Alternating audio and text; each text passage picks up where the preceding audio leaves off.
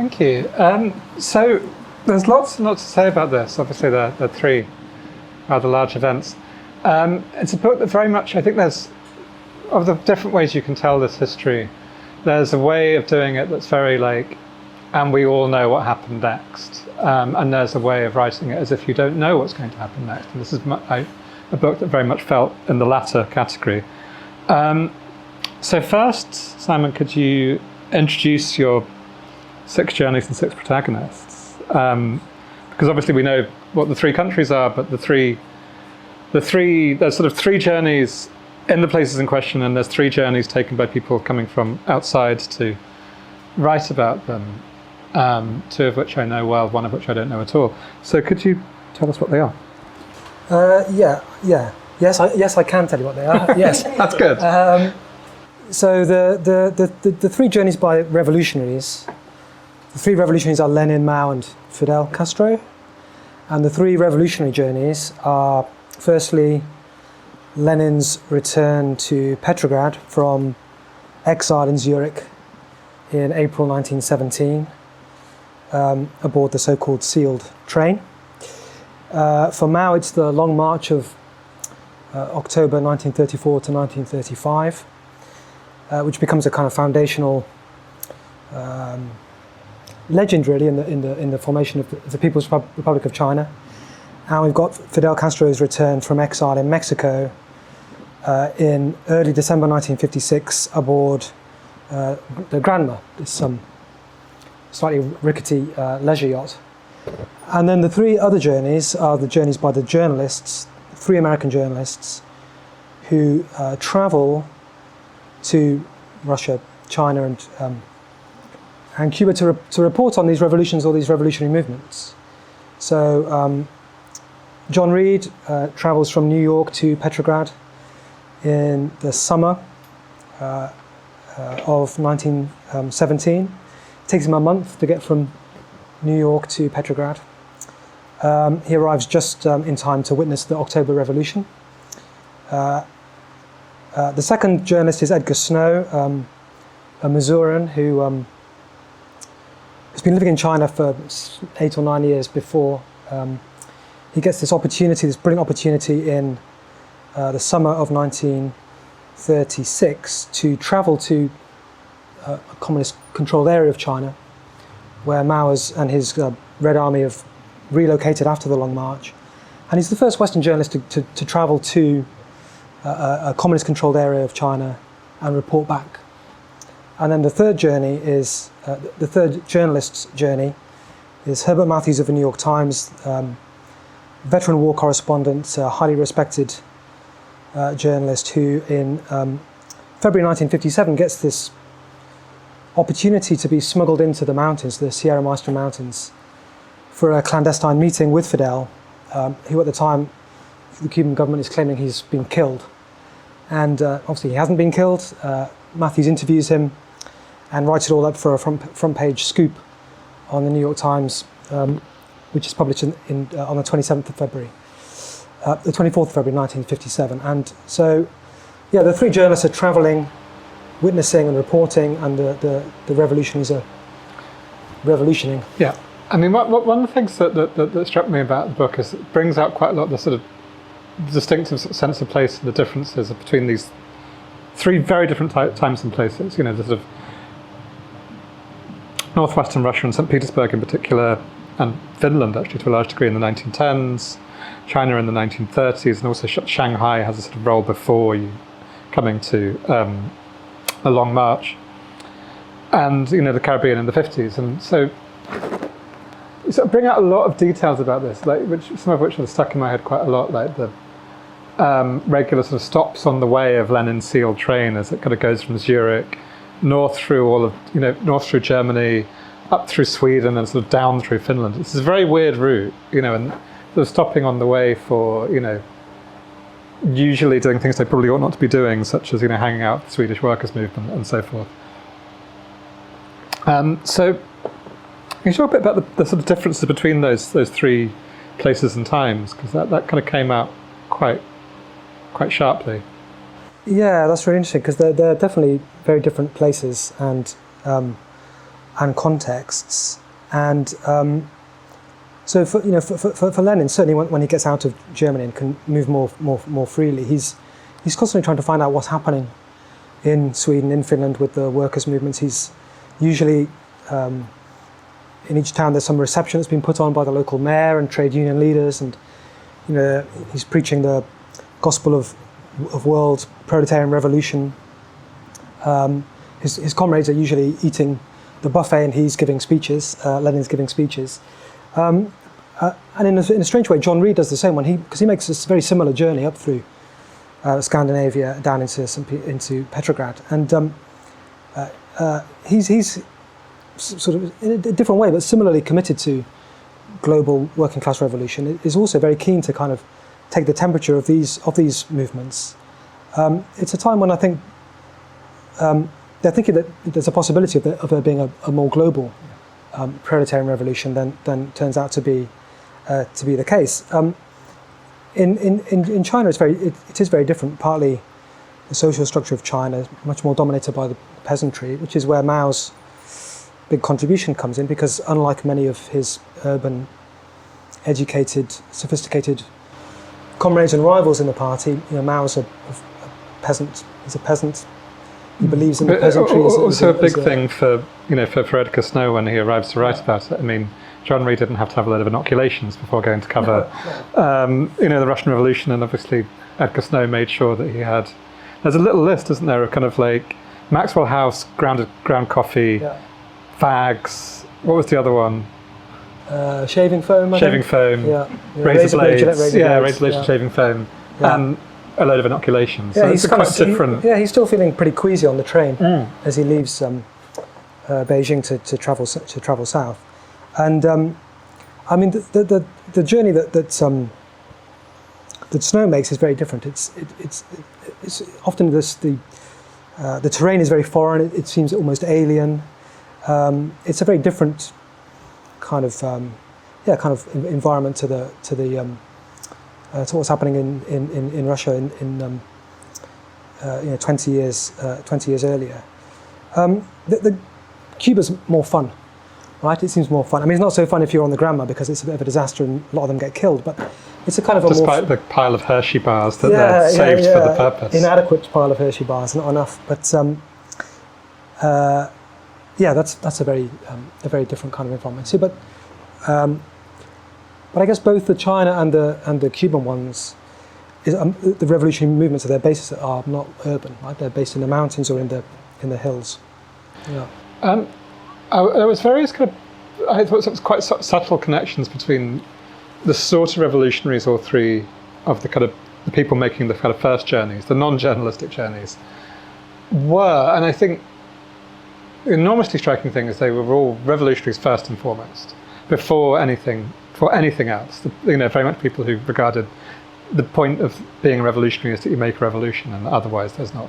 It's a rather pointless pursuit. And you bring out quite, how Lenin's kind of emergence and out of social democracy being very much as a kind of, because of the fact of his rejection of reform, and also of various kind of, other factors which we'll come to in a moment. But particularly this kind of rejection of sort of slow incremental reform through trade unions and the social democratic parties winning elections or what have you. And it's a concentration on revolution. And revolution is what makes you a communist. And with Mao, you could have mentioned him being attracted to liberalism, attracted to anarchism, and really seeming to go for communism out of the thing of like, which of these is, the cudgel that you can wield in order to actually make a revolution properly. And this comes out especially with Castro, because of the fact that if we believe, our protagonist Herbert Matthews, and I think we should on this, Castro didn't go on the grammar as a communist. No. And what made him a communist rather was sort of, say, experiences of American foreign policy over the next few years. And maybe some persuasion, maybe liking Khrushchev, the various reasons. But he doesn't kind of start off as one. But the thing that makes him one, again, is this thing of like, if you're actually serious about a revolution, this is the kind of direction you have to go in. So you talk a bit about that and, how they sort of came to this particular position of, obviously, the kind of standard way, particularly after 1989, of kind of understanding revolutionaries is ideology, first of all. They all have these kind of utopian, bizarre, freakish, stupid ideologies, and this leads them then to make a revolution in order to achieve their utopian blueprint. None of these three people have a blueprint, and in many ways they're kind of improvising in order to do the thing that they actually want to do, which is the revolution. And after that, the next day the trouble starts, etc. But can you talk a bit about that, because it interested me a lot? Yeah, I think that it's particularly striking with Mao and with Fidel, because Mao gets really attracted by anarchism, and he kind of tries out anarchism, and he retains a kind of fondness for anarchism throughout his political career, really. With mixed results. Yeah, with mixed results, disastrous results. I don't know, but with results anyway. Definitely with results. And Fidel is not a communist in 1956 or in 1959. I mean, his brother is a communist. Raúl is a communist, but Fidel isn't. He's a Cuban patriot. He's a nationalist who wants. His great hero is José Martí, the 19th century anti-imperialist and Cuban nationalist, and Mao and Fidel, they both see their country as having been kind of weakened or humiliated to some degree by outside forces as well as internal weaknesses, and their main aim is to try to. They're driven by a sense of patriotism to make. I don't want to sort of channel Donald Trump, but to make China great again or to make Cuba great again, right? And so they are kind of motivated by that, and revolution in its various forms is the way that they set out about doing that. Yeah, I mean, I suppose also, particularly in the Chinese and Russian cases, you have them being preceded by quite ineffectual revolutionaries. Ineffectual isn't the right word of Chiang Kai-shek, but with Kerensky in Russia and the Russian Empire, and Chiang Kai-shek in China, come to power via revolutions of some kind, and quite quickly kind of make their peace with, the West, with kind of local, landowners, bigwigs, etc., the local armies, and obviously in Chiang's case, massacre hundreds of thousands of communists and sympathizers in the process. So that kind of sense of, the revolution has been sort of gingerly attempted by these people, and then they've kind of rown back on it. But our protagonists are much more kind of, all the wayers. Oh, yeah, I know what I was going to say. They all of them benefit from the weaknesses of their opponents, right? So that's what struck me when you were talking about that. So, the provisional government, which is set up after the February Revolution in 1917, is from the start is kind of hobbled by the rival centre of power that are the Soviets, the working workers and soldiers councils that spring up all over the country. So it's always having to kind of govern really with the permission, and increasingly the kind of veto power of the Soviets, particularly the Petrograd Soviet. At the same time, it's got this intractable problem about what to do about the war. The war's going badly, but there's great pressure not to.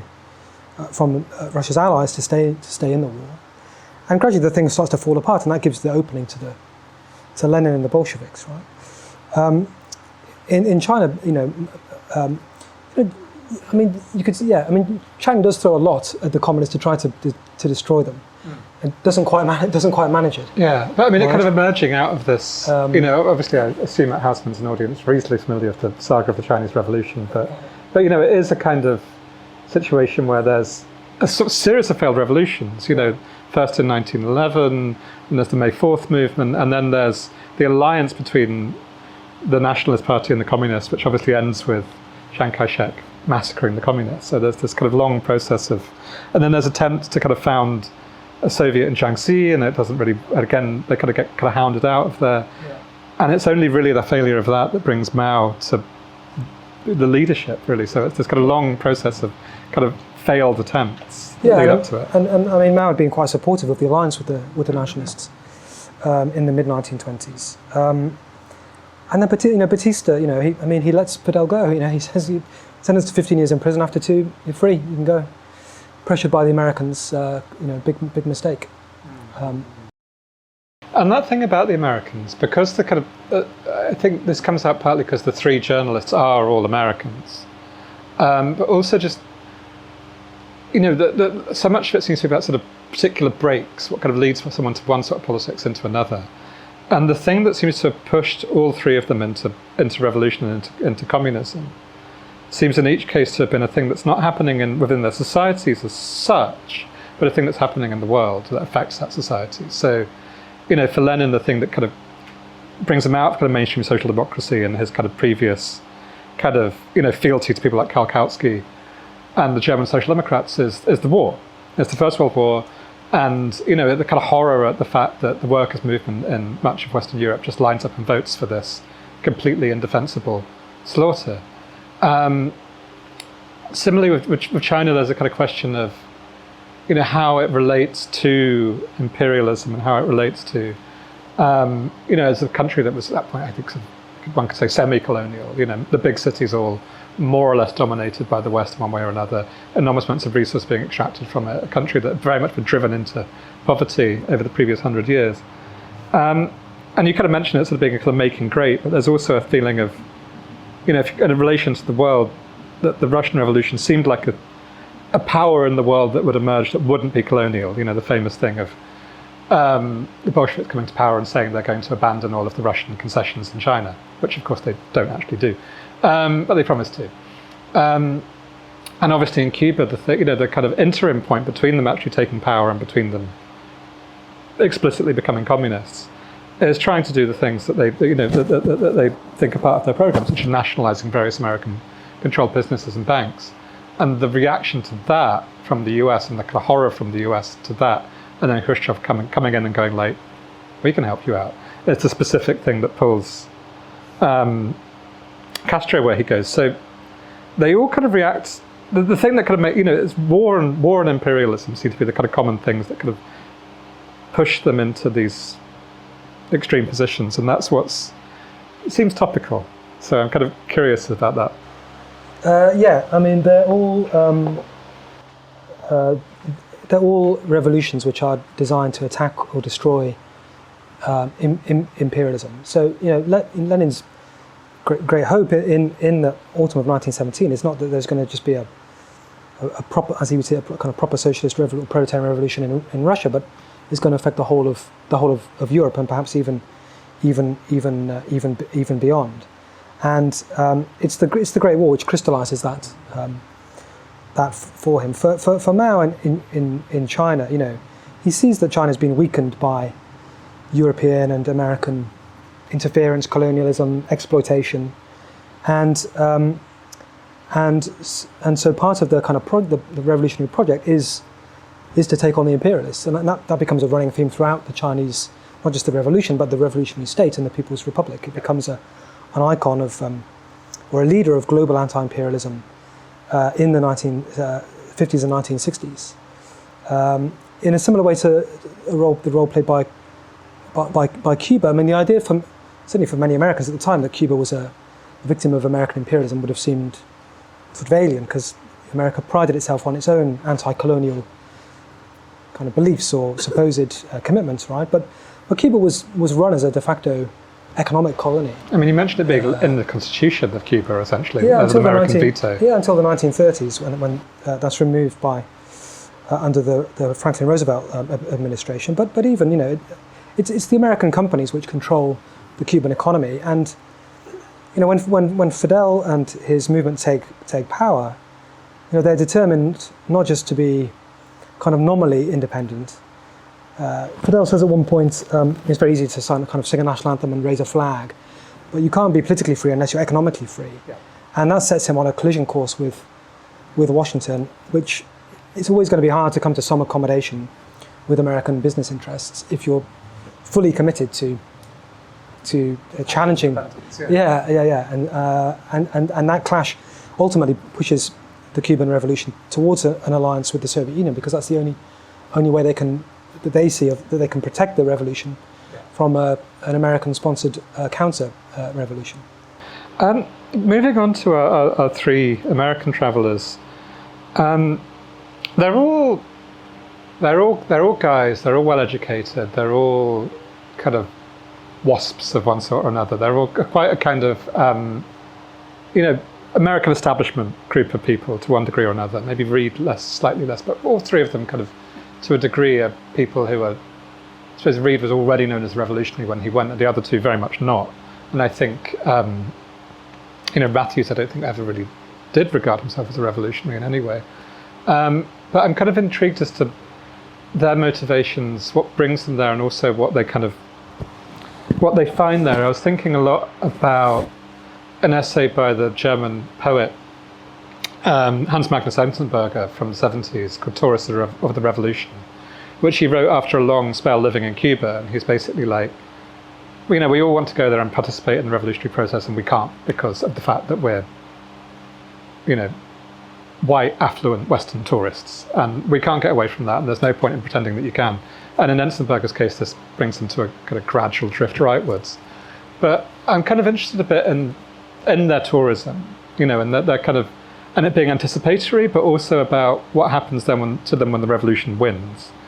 And that Reed, and to a large degree, and also to a less degree Snow, throw themselves into it quite a bit and are very defensive of the new government and try to sort of build, help build the revolution in their own way.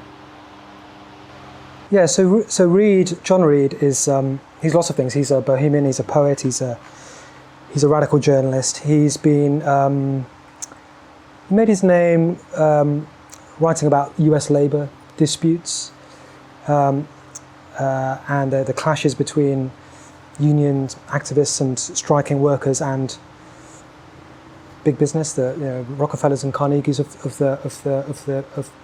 literally the Carnegies and Rockefellers, and the use of police militia and extra legal violence against them, and he covers some those events, and it's through that he really develops a affinity and sympathy with the American proletariat, the American working class, and the organised trades union movement. And his great the organisation that he kind of loves throughout the rest of his career are the Wobblies, the International Workers of the World, who he sees as not just fearless but also idealistic and romantic, and he kind of buys into their politics, their idea of organising all workers, not just the elites, organising everyone in industry, not just by craft, and in seeking to kind of build a new society within the shell of the old. So he's really captured by that. And then he goes and he covers the Mexican Revolution at a time when most Americans think it's just a bit of sort of comic opera revolution, right? And so he goes to Russia. He's initially skeptical about the February Revolution, thinks it's just a bourgeois, sticking plaster. We're going to help keep them in the war. Yeah, but then increasingly is captured by the growing power of the Soviets and goes there to try to find out what's really going on. And after the revolution takes place in October, he basically becomes a Bolshevik. He works for the Foreign Ministry, for its International Propaganda Bureau. He eventually goes back to America and he helps found one of two communist parties that merge out of a split within the Socialist Party, and then that splits into two different communist parties. He goes back smuggles himself back to Russia, and until almost the end of his life, he seems pretty committed to the communist project. But his route there has been through witnessing and sympathising with the struggles of the he's sort of participant observer in a way that the other two aren't. He is. I mean, he's definitely a participant. He becomes a as I say, he works for the Bolshevik government and ends up buried in the Kremlin War. In the Kremlin Wars, yeah. For Snow and Matthews, I think their great motivation is adventure. They want adventure, and they become journalists, and they become war correspondents through their love of adventure. They want to, the risks are part of their attraction. And for Matthews, the great turning point is the Spanish Civil War. He reports in Spain from the Republican side for I think 2 years. He's there, and like many journalists who go there, who report on the Republican side, he basically becomes a supporter of the Republicans. And I think in Cuba, he sort of sees echoes or resonances of the Spanish Civil War, but thinks this time the good guys might win. Yeah. And I think that kind of explains his reluctance to, as the Cuban Revolution drifts more towards communism and to closer alliance with the Soviet Union, he remains very reluctant to fully break from his earlier kind of full-throated endorsement. For Snow, his politics are on the left. He's a kind of democratic socialist on the American kind of spectrum. He's been in China for a long time. He's developed through reporting on famine and on floods and natural disasters and on the corruption of the nationalists. He's developed a real affinity and sympathy for the Chinese peasantry. And when he goes to visit this red area in Shanxi province around Yan'an and Bao'an, what he sees there, he kind of believes, right? He believes in it. He's touched by it, he's moved by it, and he says when he leaves, I've never experienced a people so happy and so free in all my life. Now, whether he was kind of, whether that was really how it was, but that's certainly how he came to feel about it. And so I think both for Matthews and Snow, they develop a real emotional connection to the stories that they've been reporting on, in a way that because Reed dies in 1920, he never has to deal with the distance, right? He never has to look back 10 years afterwards and reconcile what's actually happened with how it felt in October 1970. I mean, you mentioned a lot of people sort of after his death trying to kind of claim him for some kind of anti-communism. He has doubts. He argues with the Comintern. I mean, the Comintern was arguing with itself every day, all day at that point. So it's rather anachronistic. But yeah, people sort of very much want to kind of take him out of it and go, well, of course he would have drifted away from it like we all did, but he purely conjectural. You're very kind of like, there's no real evidence of this at all. But with Snow, there's a little footnote about him getting involved in communes, which intrigued me. Oh yeah, this is during the Second World. Is this during the Second World War? It's like this attempt to kind of have like mobile industry to protect it from the Japanese, and industrial cooperatives basically, and an attempt to bring together workers, bosses, kind of everybody in a kind of consensual kind of way to kind of operate these things on a kind of small scale, and so I think that gives an insight into the kind of politics that he was drawn towards. Really, I mean, it's I don't know how similar it is to the sort of West German model of bringing in workers onto boards, but it's an attempt to build a kind of a cooperative society. But it's also very small scale, and I think that comes out a lot in the stuff on the Long March and on him visiting the base in Shanxi. Is this kind of it's a sort of village communism that he kind of finds there.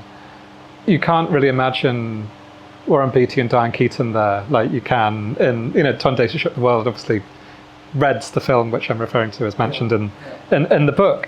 And Red Star Over China, it doesn't have that. You're not kind of wandering around a big European city being romantic. You're eating, you're eating rice in the fields, in the mountains. It's quite a lot of boiled cabbage. I'm having a lot of boiled cabbage. Exactly. Yeah. It's a quite hard life, but it does seem to have been genuinely very egalitarian. Yeah, it seems to be. Yeah, definitely the way that Snow sees it. It seems to be egalitarian. He talks about a relative lack of political violence and terror. I think that obviously there had been terror in the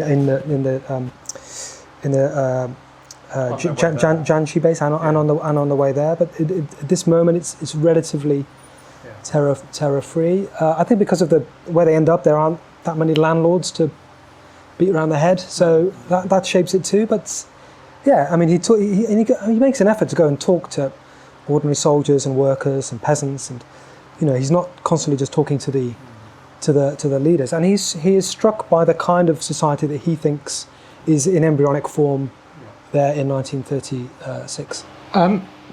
I kind of like the fact that neither of them, none of the three, sort of end up, sort of disillusioned and kind of lamenting the follies of their youth, because obviously there's a lot of that about. But there is an element of like, I don't think any of the three of them were dupes, but they were obviously walking into a context of enormous amounts of propaganda.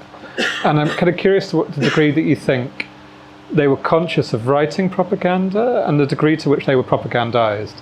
The example of that really comes across is in the account of Red Star Over China, which is, and this is not to denigrate the book, which I think is a wonderful book, but it's absolutely kind of co-production with the Communist Party, and very much a kind of, the entire event is kind of stage managed. The bringing him over, he mentioned him, literally being greeted with a big banner saying, welcome American journalist. And people like Zhou Enlai being very conscious of that. There's the wonderful moment of him sort of being approached by someone that suddenly asks him in English, "Are you looking for someone?" And of course it's Zhou Enlai. But that kind of thing of, again, I don't think of any of the three of them as naive, but one could make an argument for each of them kind of being willing to become part of a propaganda program of some sort. I mean, they're all accused of being propagandists. Of course. I think, Reed wrestles with this in the preface to 10 Days, where he says, I'm no neutral observer, right? But I've tried to tell the thing with the eye of a conscientious reporter committed to the truth. And I think, he's giving you a sense of what it felt like to be on the streets of Petrograd in the autumn of 1917, through the eyes of someone who's sympathetic to that side of the argument, really. There are plenty of people who are probably terrified by what was going on in October 1917. But Reed isn't one of them. He's committed to that politics. But he's honest about it. And in some of the reviews of the book, that honesty is kind of praised because he's put his cards on the table. So you kind of know where he's coming from. He's not trying to pretend he's objective when he's not. But he's also very keen to draw on factual evidence, not on propaganda or rumour, but to, he collects this vast archive of newspaper reports and proclamations and posters, and makes all these detailed notes and uses that as the raw materials. Now, of course, the proclamations are part of a project to promote the Bolshevik Revolution, but in a way, there's no way around that, right? He has to deal with the materials that he has. I think Edgar Snow is deliberately. They want a journalist who's seen as independent. They don't want Agnes Smedley, who's a communist. Yeah. A brilliant journalist, a fellow Missourian like Snow, but someone who can be just dismissed. Oh, she's a communist. You can't believe what she says. They want Snow because he writes for articles which appear in the Saturday Evening Post. Right? He's kind of has a mainstream reach, and he's known as being independent and a person of professional integrity. And yeah, I mean, do they? Of course, they put on a show, right? They give him the best side of the story because they want him to relay the best side of the story. For specific events, the account of the Long March and the account of Mao's biography, particularly his early biography, Snow remains one of the most important sources for that because there are so few others. Exactly how much of what he was told is the truth, how much is embellished, is very hard to know, right? And with Matthews, I mean, he's not the first or the last to be taken in by Fidel's charisma and the force of his personality. And he's one of a series of American journalists. They're keen to get American journalists into the Sierra Maestra to report on the revolutionaries, to portray them in this as this kind of romantic outlaw band of kind of Robin Hood style revolutionaries. And Matthews is the first one, and so he's the one that cops all the flack when it goes when they embrace the Soviet Union. But he's not a propagandist. He writes honestly what he sees at the time. And Fidel makes his life difficult. I mean, they're kind of friends, right? But in 1959, when Fidel goes to America, he makes a big thing about how he'd had like 10 soldiers march around in a circle to trick Matthews into saying that there were hundreds of them. Matthews is sat there in the front row, like looking a bit sick, and having to sort of say afterwards, "Oh, Fidel, he is a one." He's a card. For his sense of humour.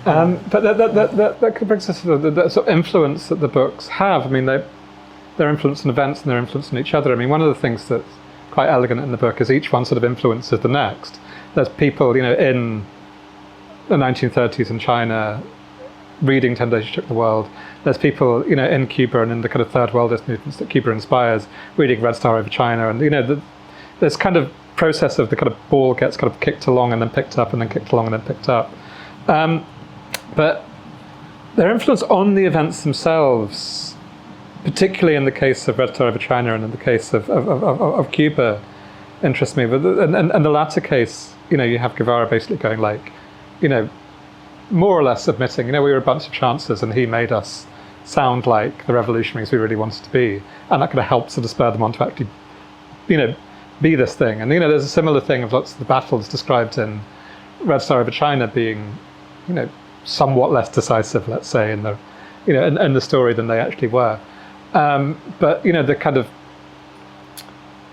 particularly when they come to power in 1949, it's the story. That version of the Long March becomes the particular story, and also its role in creating the personality cult of Mao, which doesn't really exist when he's writing it, and obviously by the 50s and even more by the 60s, it's enormous. Which I find kind of puzzling, because the Mao he's not unsympathetic, but he's pretty weird. He's asleep all the time. He's asleep a lot in the mornings, and even in the afternoons. He's this kind of like, of the three of them, sort of Lenin and Mao and Castro, he's by far the weirdest. He's kind of sleeping, and he's very oblique, and he's quite, a kind of, He thinks people should exercise naked. Yeah. He's a prankster. I mean, Castro is obviously a prankster in a way as well, but he's one of the weirder ones. But he also comes across in the book as immensely heroic, with enormous probity and honesty and ethics and so forth, and enormous commitment. So, and he's put at the center of the story. He's kind of framed as, this is about the Lenin of China, who is Mao Zedong, not any of the other guys you might have heard of which there were a few. And this kind of puts him on the pedestal for the first time. Yeah, and on that, I mean, Snow initially wasn't going to do that. He said he was going to edit the Mao story down, and his wife, Helen Foster Snow, who also went to Red China after her husband and interviewed leading communist figures, said, no, you've got to keep this in. You've got to keep the biography as told to you. Just don't change it. Keep it there. It's going to be the heart of the book. It's going to be what makes the book. And she eventually prevails on him to do that. And Mao is elevated by Snow in a way that he probably didn't necessarily deserve in 1936 or 37, because there were other, his position wasn't as kind of unassailable as it seemed. There were other rivals, there were other people that could have displaced him. His position wasn't kind of as secure as it seems, but the book certainly, by putting him at the heart of it, by putting his personal story at the heart of it, ends up contributing to that kind of legend. And I imagine one of the things that makes that such a good editorial decision, even if not entirely a political decision, is that it is this tale of how someone becomes a revolutionary. How he goes through his experiences of, sort of through education, through kind of, not poverty by Chinese standards, but certainly poverty by American standards. His experience of sort of May the 4th and of, Shanghai and Beijing, and, that leading to this particular place. It's very much a kind of, revolutionary Bildungsroman at the kind of heart of it all. But the last question before, I think you should read a bit and then we'll have questions, is if you were to make such a journey to report on any revolution in the past or present, what would it be? So you want me to go to create a new revolution where I can go? That would be ideal. That would be my first choice. But as a historian, you're allowed to just pick one that's already happened. Gosh, where would I go? I've long been a supporter of the secessionist movement in the Canary Islands. I think I'll go to the Canary Islands to report on the revolution. Excellent. That's a good answer. Free Canaries. Yeah. Free Canaries. Will you read a bit of your book? Yeah, I'm going to read just a short bit on Cuba. So this takes place just a few days after they've landed on Cuba, back on Cuba, on the Grammar, which is more of a sort of shipwreck than a landing. And anyway.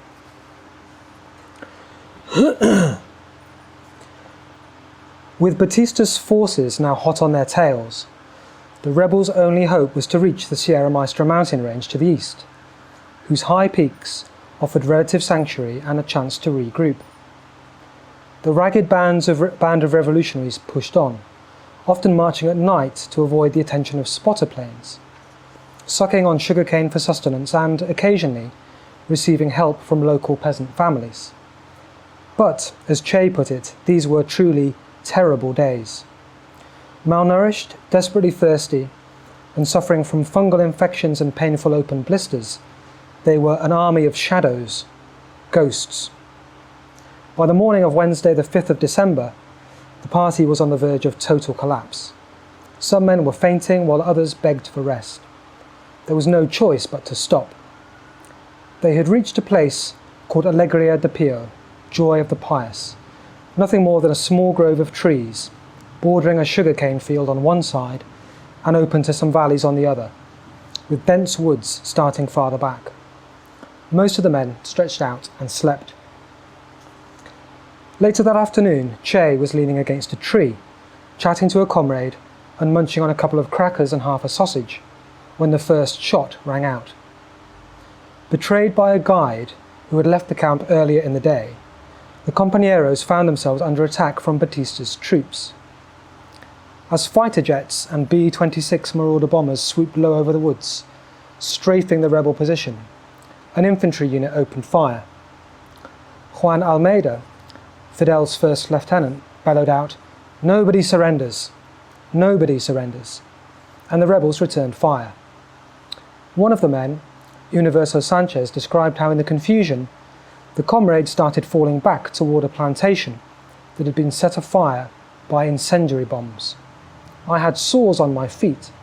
I had taken off my boots, knapsack and bandolier. Pausing to sweep up everything, Sanchez lagged behind his retreating comrades, but eventually made it into the neighbouring cane field. If anything, the situation was now even worse, as, with Batista's soldiers now just 100 yards away, the hail of bullets went on, digging in the dirt around us. In the chaos, several revolutionaries were killed, and others scrabbled for cover. Wounded in the neck, Che returned fire with his rifle before dragging himself into the relative safety of an adjoining field. With many of the Granma's landing party now either killed or captured, and the remainder scattered, the 26th of July movement's prospects looked pretty bleak. A news release, issued by the United Press, and based on information supplied by the Cuban military, reported that the rebels had been wiped out in a brief and bloody skirmish by aircraft and ground troops. This, together with the claim that the Castro brothers were among those who had been killed, received prominent play, including front-page billing on the New York Times, and for a time, the reports of Fidel's demise were widely believed. Although Fidel was still very much alive, the situation for the rebels was far from easy. For several days, Fidel himself commanded the grand total of 2 men, with just a couple of rifles and 120 rounds of ammunition between them. Much of their time was spent hiding in sugarcane fields, desperately seeking cover as low-flying jets strafed the area with .5 caliber machine guns, causing the very earth to shake. The only sustenance came from sucking on cane stalks and licking the morning dew from the damp leaves. Determined that he would not be taken alive, Fidel took to sleeping with the barrel of his rifle resting against his chin. Finally, with the assistance of sympathetic local peasants, who offered much needed food and fresh drinking water, and members of a network of farmers that had been recruited by Celia Sanchez, a formidable 36-year-old revolutionary with an unmatched talent for organizational efficiency, Fidel's party reached sanctuary. On the morning of Sunday the 16th of December, they arrived at Cinco Palmas, the home of a July the 26th movement sympathizer, which had been designated as a regrouping point in the event that the rebels became separated. 2 days later, Raúl arrived at the ranch. After embracing his brother, Fidel asked how many guns he had managed to save. The answer, it turned out, was 5. "Well," exclaimed Fidel, "we have 2. That makes 7. He was overjoyed. "Now," Fidel declared, "we've won the war."